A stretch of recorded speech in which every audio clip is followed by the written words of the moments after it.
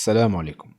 مؤخرا درت فيديو على مغني الراب لطفي دوبلكانو، وحكيت فيه كيفاه بدا مع صاحبه وهاب، وكيفاه وصلوا للشهرة، وكيفاه وصل الوقت وين تفرقوا، وكمل لطفي المسيرة ولا مشهور في الجزائر وخارج الجزائر. وقلت باللي لطفي ما كانش يغني على جال الشعب وعلى جال البلاد، وإنما كان يغني على جال نفسه، جيرانه في عنابة يشهدوا عليه باللي إنسان أناني ويحب نفسه فقط. وقلت في الفيديو كذلك اللي يظهر على يمين الشاشة باللي لطفي كي راح لفرنسا دور الفيزا وأصبح خاين، وقدمت أدلة على هذا، وقلت أنه أكبر دليل على هذا في الأغنية اللي دار مؤخرا يمجد فيها مغني القبائلي الحركي سليمان عازم، صاحب أغنية نشيد الحركة اللي مجد فيها الحركة ويدعو إلى بقاء فرنسا في الجزائر.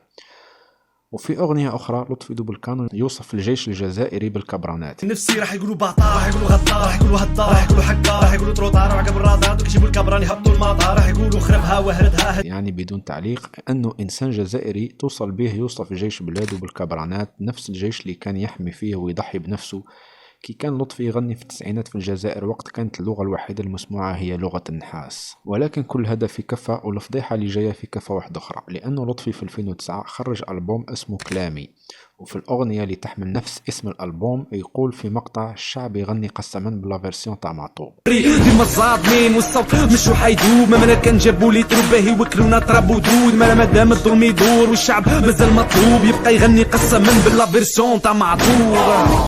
وش هي قسما بالله فيرسيون تاع معطوب او قسما نسخة معطوب؟ معطوب الوناس المغني القبائلي في يوم من الايام دار اغنية يدعو فيها لانفصال منطقة القبائل عن باقي الجزائر، ولحنها بلحن النشيد الوطني قسما. نتسالو تسعة من ايام ولدي فيه بوم بن ثبور ثكنيه وانتظران ما تغنى الضلق. نتسالو تسعة من ايام وعرضا تشريح في السكور ثوريق النار تواسل شريك ثمور ثاني برسلونا مارسنا يثمى سنقل الجزاير مارسنا يثمى سنقل الجزاير سكورو سكورو سكورو.